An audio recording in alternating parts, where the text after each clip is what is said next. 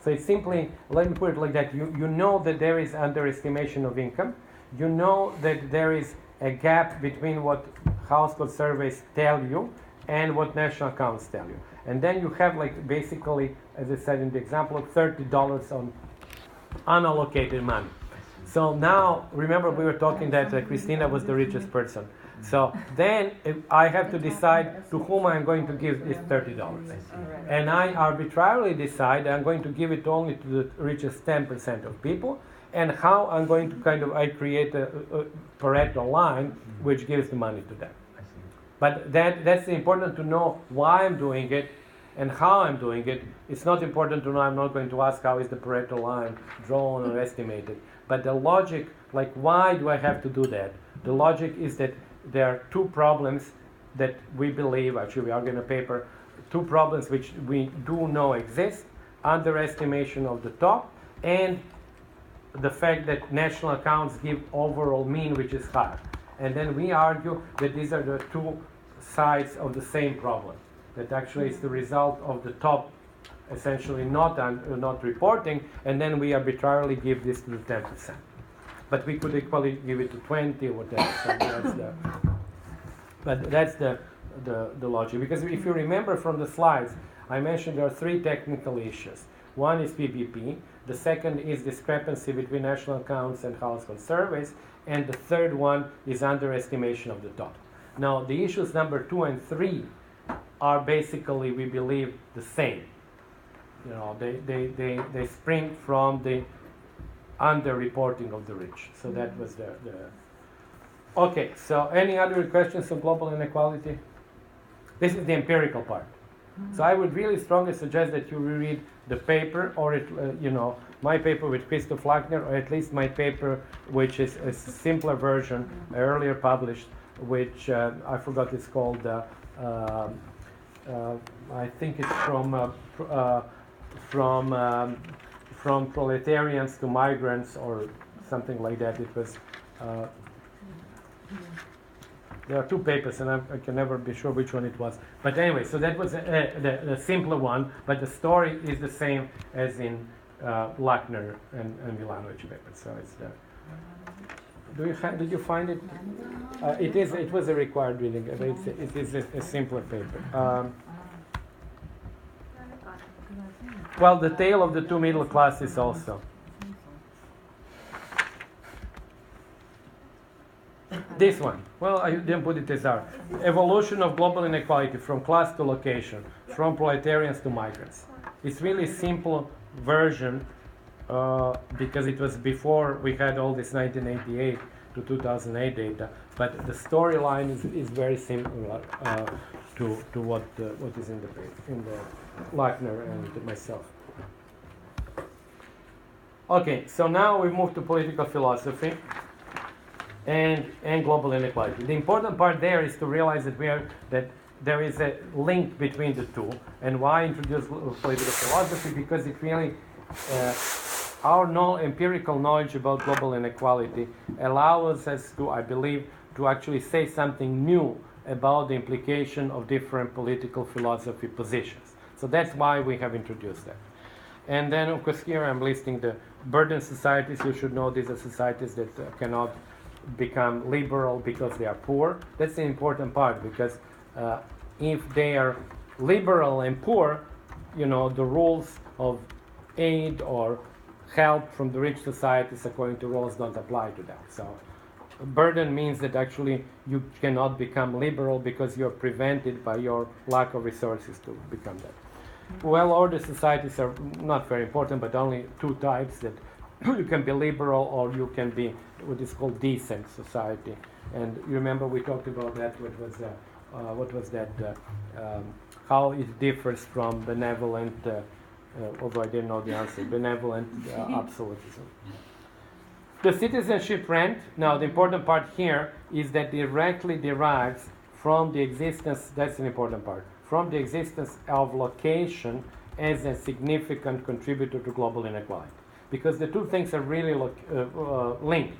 If location is a significant explanation or has a significant explanatory power over your income, then it means that location is a large component of global inequality, which then in turn means that citizenship rent, so-called citizenship rent or citizenship premium, is going to be large.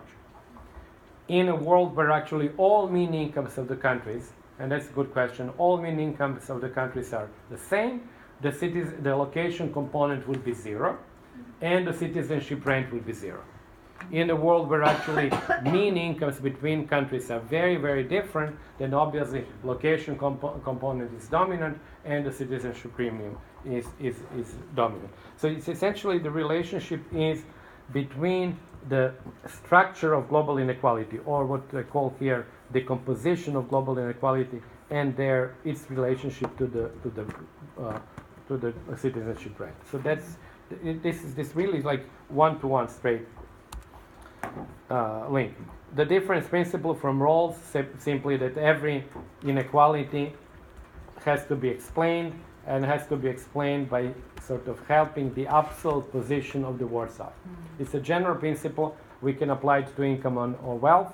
It can be applied to any other, primary good. So it's a very general principle. Even you can say maybe health outcomes, inequality in health outcomes can be accepted so long as the health outcomes for the poor are improving, or that inequality is necessary for the improvement in that particular outcome for the poor.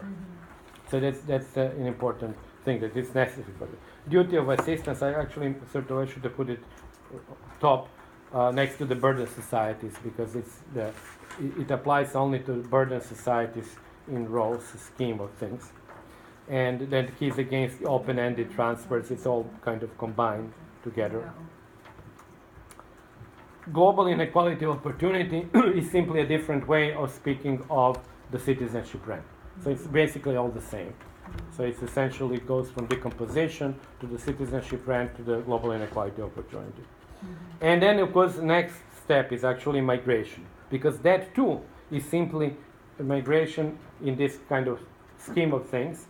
And I'm not going to, if there is a question on migration, obviously you're most welcome to give other views. And I'm not arguing that the sole explanation of migration is citizenship rent.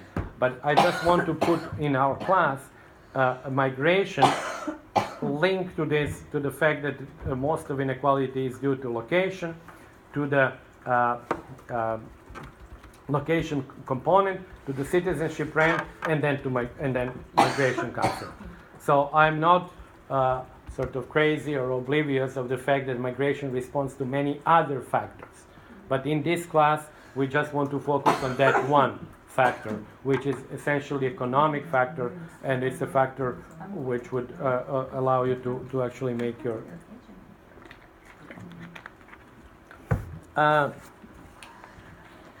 is this okay, or any other questions on that? So it's actually the last two. Yeah, I know. But so don't feel like you should really answer migration within that context. If you want to add other things, that's fine. I'm not going to lower your grade or points, but you're not going to get much. And then migration and welfare state is simply the issue that we have to think of welfare state within the context of globalization, that people who might not be very skilled, or people who don't expect to do very well in the countries where they're received, might actually prefer, everything else being the same, to go to a country which has higher incomes for the bottom. And in other words, it could happen that more equal countries tend to attract migrants who are actually less skilled or less ambitious, whereas more unequal countries might attract the others who are actually more skilled. So that's simply, a possibility. It's within this particular framework of thinking. Well, whether it is always true, I'm not actually arguing that. And the last point, we never did intergenerational income mobility, so you can actually skip that. Yeah.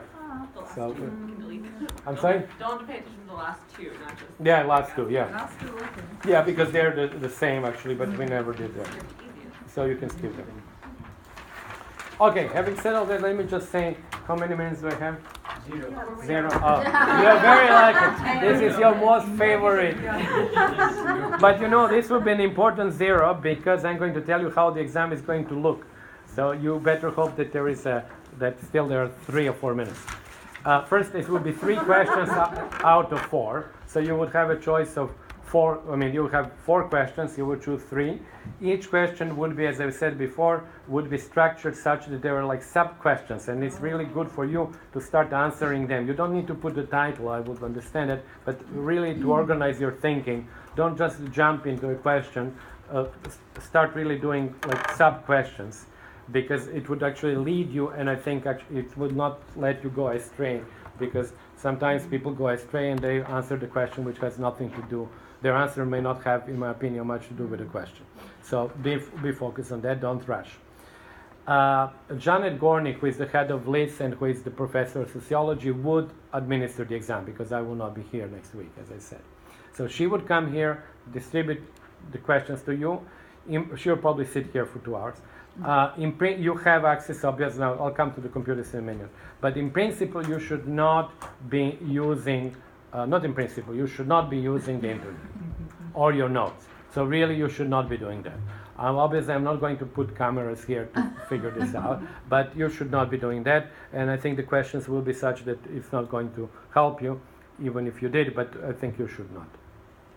And then, for those of you who are actually going to use a laptop and who have access to the internet, you would actually just send the exam to me. And you have, you should have I will write it here again, the emails. There are 2 emails. You can send to either of them or to both, whatever you want. And she would make sure that actually everybody has sent within 2 hours. She will be here. So she would kind of encourage you when it's like 8:10, 8:15 to start sending the stuff. So you should send it. For those who don't want to do it on their to do the exam on their laptop, or maybe don't have connectivity and all that, you can actually, if you have your laptop, you can put it. She would give you a USB drive, so you can just put it on her USB drive if you don't want to send it. If you want to do it on your paper, then you can do it like that, and then you would just hand it to her. So, is there a possibility of like doing it in a computer lab in the building, like on one of the computers? Yeah, there is a possibility, but I think it's more complicated because I need to make the arrangements for the, place and all that. Why are you against here? Isn't it easier? Just because I don't have a laptop and I don't want to write it by hand. That's. I see your point. Yeah. That's good. But I mean, I can figure something out. Okay. Well, because we can. That's good, what the names are. So, Yeah, I actually would not be against that so long as it's the same time. But I was not. I see your point. I'll figure it out. I'm not against handwritten things, but one should try to write, legibly. How many do you think would be actually doing by hand? You might, or you will do, surely. Okay, so it's 1. I know it's generally like only a couple of people, so And you don't need to be connected to the internet because, she can give you a USB drive and then you can just copy. Okay, the general length of again, to give you that idea is, as I was saying before, it's about 5 pages. So just to get you an idea, don't feel like if you have not written 20 pages that it must be bad, So it's about 5, 6. Double space or single? Double space. He's like, please don't write anymore. Don't overdo it. But be careful also that when you reread maybe some of the sub-questions you don't know how to answer, but it's a shame to lose points if you do know and miss it out. So take it, easier. Okay, and I would receive all of your things. I would have on time, obviously, your grades, and if I